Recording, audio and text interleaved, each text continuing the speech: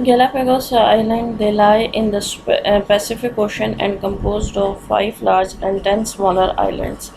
इनका एरिया है 2870 square miles. Geologically ये तकरीबन तमाम वोल्केनिक है और ये सेपरेट होते हैं मेन लैंड से डीप वाटर्स के ज़रिए। कोस्टल एरियाज़ इनके ड्राई हैं और बेयर हैं, वहाँ पे आपको वेजिटेशन वगैरह नहीं मिलेगी।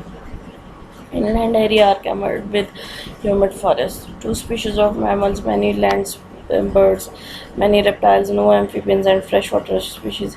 It has 100 species of the birds, and 72 species are unique. It has penguin species. यहाँ पे ऐसा आता है that live in the tropics. Unique flightless cormorants has famous birds Darwin finches. Darwin finches का तो आपको सबको भी बड़े अच्छे से पता है। ये गैलापागोस आइलैंड को मार्किंग की गई है, ये देखिए।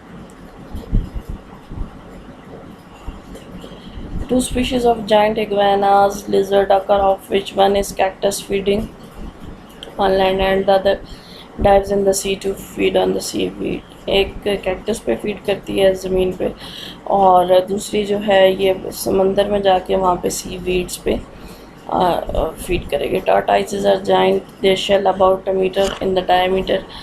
There are 2 species of snakes and 2 species of jackals. Few bird species exist and resemble South American birds. Flightless cormorants ऐसे होते हैं.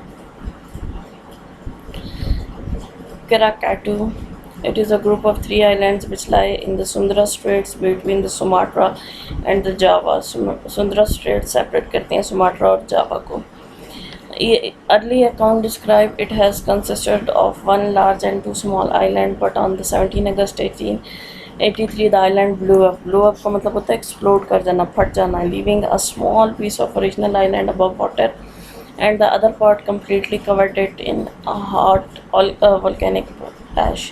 यहाँ पे वोल्केनिक एक्टिविटी हुई थी जिसकी वजह से थोड़ा सा पार्ट रह गया था ज़मीन से ऊपर, बाकी सारे का सारा वोल्केनिक ऐश कहते हैं, राख के साथ कवर हो चुका था। यानी अब देखें जहाँ पे भी लावा फटेगा वहाँ का सारा फाना फ्लोरा ख़त्म हो जाता है। Since then these islands are continuous to sink and rising, so it continually changes its profile. ये जो आइलैंड्स हैं ये मुसलसल सिंक भी कर रहे हैं और राइज भी हो रहे हैं, तो ये अपनी प्रोफाइल को चेंज करते रहते हैं। फाना ड्यू टू इरप्शन इट्स फाना and flora were completely destroyed with in 2 years. अब आफ्टर 2 year जब इन्होंने ये वहाँ का सर्वे किया साइंटिस्ट ने, तो उन्हें पता चला कि एक दफ़ा तो फाना और फ्लोरा कम्प्लीटली डिस्ट्रॉय हो चुका था। जब 2 साल बाद किया तो वहाँ 11 फर्न स्पीशीज़ थी, 8 फ्लावर्स की थी और 8 प्लांट स्पीशीज़ रिकॉर्डेड थी। 1908 के सर्वे के मुताबिक वहाँ पे 13 स्पीशीज़ बर्ड्स की हो चुकी थी, 2 स्पीशीज़ लिजर्ड की थी, 192 स्पीशीज़ इंसेक्ट्स की थी, जिसमें ants, flies, beetles, dragonflies, spiders वगैरह रिकॉर्ड हुई। 1921 के अंदर जब सर्वे हुआ तो अब एनिमल स्पीशीज़ 3 टाइम्स ज़्यादा थी। बर्ड्स की 29 स्पीशीज़ थी, 2 species of earthworms, insects 500 species and 7 species of arthropods were also recorded. ये देखें ये जो एरिया है, this is the Krakatu island and it separates the Sumatra and Java.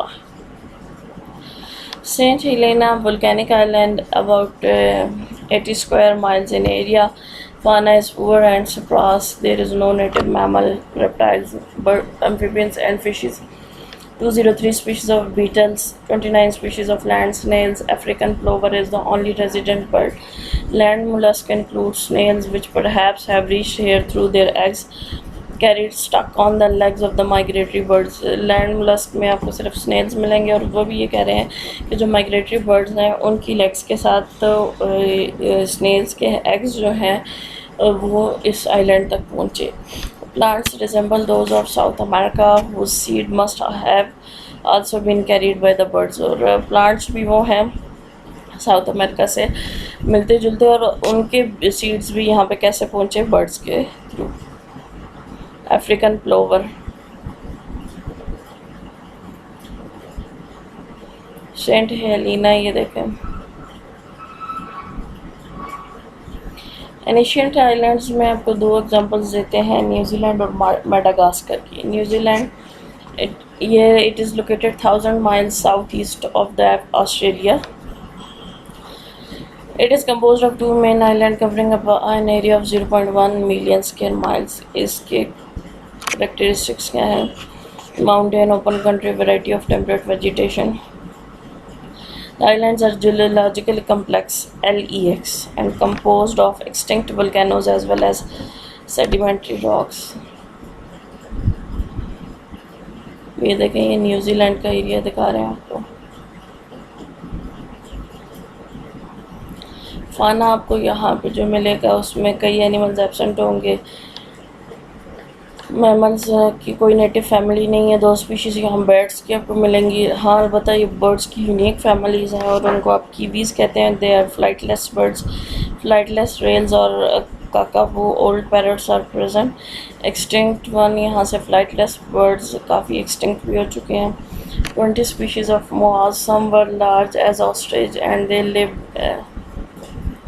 LIVED in New Zealand from Miocene till recent time and are now extinct flightless birds. Some belong to worldwide families, some are Australian.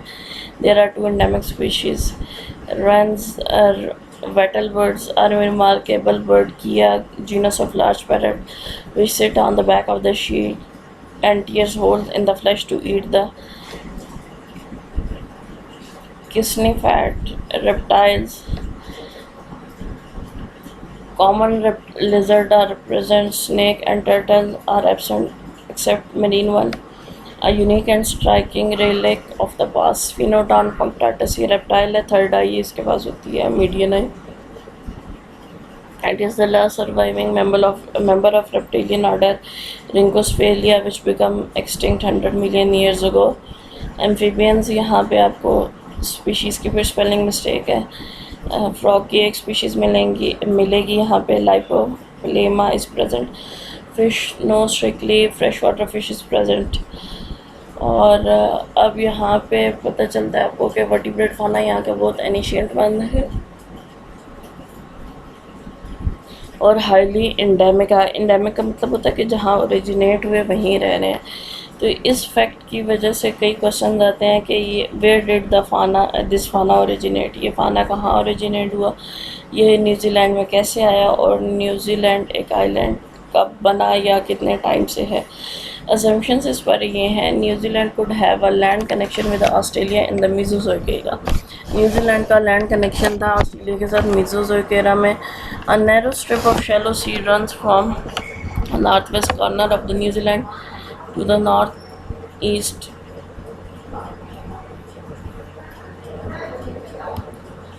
A narrow strip of shallow sea runs from northwest corner of the New Zealand to the northeast corner of the Australia, a distance of some 100 miles, and this may indicate the site of Mesozoic land bridges.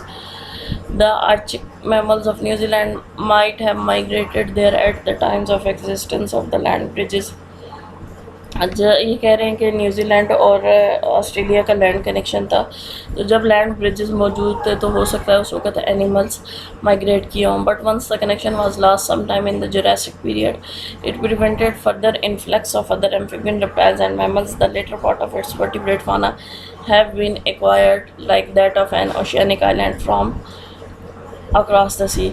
और Jurassic time period के अंदर इनका जो land bridges का contact था आपस में वो ख़त्म हुआ, तो फर्दर जो माइग्रेशन है वो रुक गई.